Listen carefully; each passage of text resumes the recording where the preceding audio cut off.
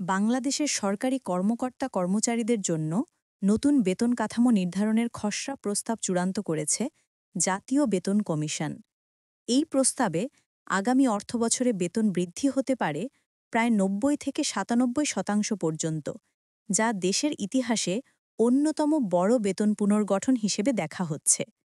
গত সোমবার জাতীয় বেতন কমিশন এই খসড়া প্রস্তাব চূড়ান্ত করে অর্থ মন্ত্রণালয়ে পাঠিয়েছে। অর্থ মন্ত্রণালয় সূত্র জানিয়েছে, এই প্রস্তাব বাস্তবায়ন হলে সব স্তরের সরকারি চাকরিজীবীদের বেতন কাঠামোয় বড় ধরনের পরিবর্তন আসবে।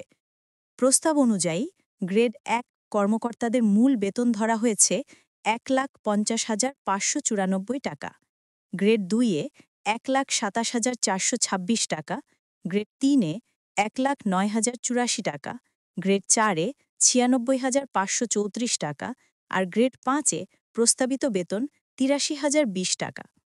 মাঝারি ও নিম্ন পর্যায়ের পদগুলোতেও বড় পরিবর্তন এসেছে।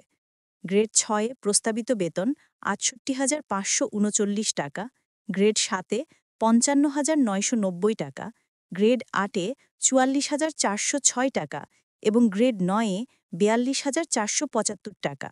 এছাড়া গ্রেড ১০-এ ৩০,৮৯১ টাকা, গ্রেড ১১-তে ২৪,১৩৪ টাকা, গ্রেড ১২-তে ২১,৮১৭ টাকা, গ্রেড ১৩-তে ২১,২৩৮ টাকা, গ্রেড ১৪-তে ১৯,৬৯৩ টাকা এবং সবচেয়ে নিচের গ্রেড ২০-এর কর্মচারীদের মূল বেতন ধরা হয়েছে ১৫,৯২৮ টাকা।